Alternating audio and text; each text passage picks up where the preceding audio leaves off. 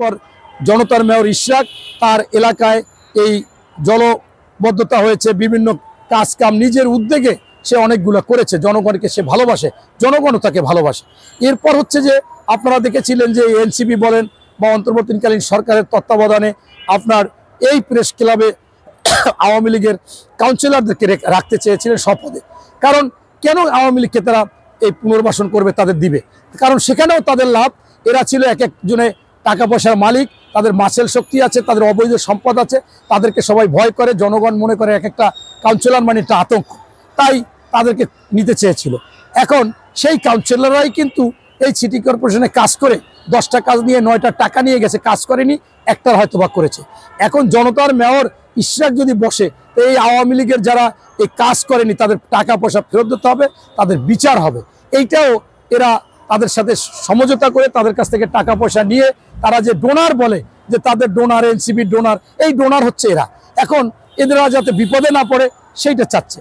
পাশাপাশি আপনি দেখেন উত্তর সিটি কর্পোরেশনে কিভাবে একজন আপনার সেই হিজবুত তাহরীর জেল খাটা, 2বার জেল কেটেছে, তাকে এখন জামাতে ট্যাগ লাগিয়ে, যে কোন সময় শিবির ছিল হইতেও পারে, কারণ জামাত তো আপনারা দেখেছেন ছাত্রলীগের মধ্যে ছিল এতদিন আমি জামাত, আবার বিএনপির মধ্যে ছিল কয় জামাত, কল্যাণ পার্টির মধ্যে ছিল জামাত। এরা কিভাবে কোন সময় রূপ চেঞ্জ করে, এবং আমি অবাক হই যে ওনাদের একটা নাটিকাও হয়েছে, একজন একটু দাঁড়িয়ে আছে, তারপর নাটিকায় বলতেছে যে আপনি কোন দল করেন, কয় মিথ্যা কথা বলবো না, আগে আমি আওয়ামী লীগ ছিলাম, কিন্তু আমি আসলে জামাত। আমি টুপি মাথা দিয়ে বলে আজ থেকেও আমি জামাত, আগেও আসলে আমি জামাত ছিলাম। এই যে বিষয়, এগুলো তো আরো লজ্জাজনক ব্যাপার। কিভাবে বলে বাংলাদেশের এই স্বাধীনতায় যাদের ভূমিকা ছিল না, আজ পর্যন্ত ইনিয়ে বিনিয়ে বলে যে ওই যুদ্ধটা সঠিক ছিল না, তারা এই স্বাধীনতা বিরোধী ছিল, এখন তারা বলে তাদের নাকি বাংলাদেশ।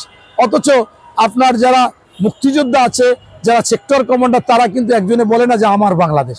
এখন তাদের নাম দিয়ে যারা স্বাধীনতা চায় না, বাংলাদেশের পক্ষে ছিল না, কেমনে বলে, এগুলো কিন্তু তারা বলে বিভিন্ন ধরনের কাজকর্ম করতেছে।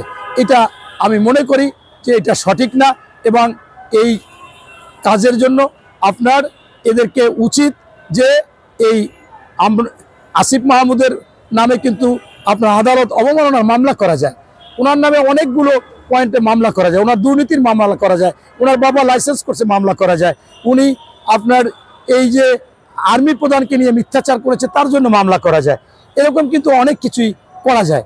কিন্তু আজকে এটা ওনার উচিত হবে যে ওনার বিরুদ্ধে সমালোচনা, উনি পদত্যাগ করা উচিত, এবং আমাদের জনতার মেয়র ইশরাককে তাকে আপনার শপথ পড়ানো উচিত। কারণ তার বাবা একজন সফল মেয়র ছিল, সুযোগ্য পিতার সুযোগ্য সন্তান। এরপরে আপনারা একটা প্রশ্ন করেছেন যে আপনারা বিএনপি তো এই নির্বাচনকে অবৈধ বলেছেন, সঠিক বলেননি, এবং আপনারা স্ববিরোধী আন্দোলন করতেছেন, এটা অনেকে বলে। এটা আসলে সমালোচনার জন্য, সমালোচনা, মিথ্যাচার, গুজব বা বিএনপিকে বিতর্কিত করার জন্য। আপনাকে আমি স্পষ্টভাবে বলি, এই